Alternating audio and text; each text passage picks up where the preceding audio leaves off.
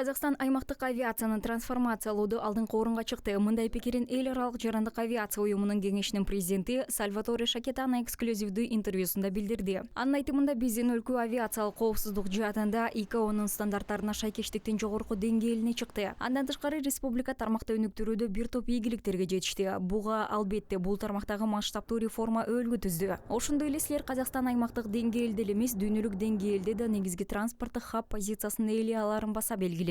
Бул үчүн Европа, Азия, Тынч океан аймагынын ортосундагы ыңгайлуу географиялык жайгашуу түрүндө бардык шарттар бар. Бул аба каттамдарын кеңейтүү үчүн жагымдуу шарттарды түзөт. Мындан тышкары Казакстандык авиациялык ташуулар рыногунун жагымдуулугун жогорулатуу үчүн Казакстан ачык асман деп аталган саясатты ишке ашырууда. Ошол эле учурда улуттук ташуучу да туруктуу өсүштү жана дүйнөлүк стандарттарга ылайык ишенимдүү өнүгүүнү көрсөтүүдө.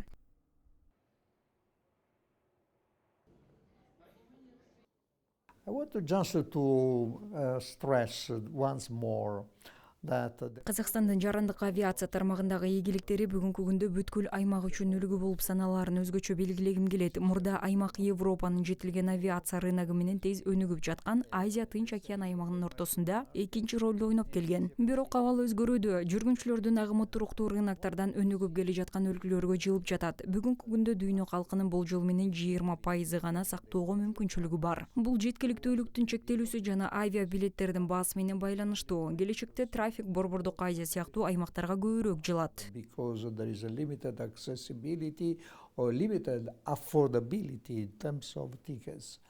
Well, the traffic will move towards this region.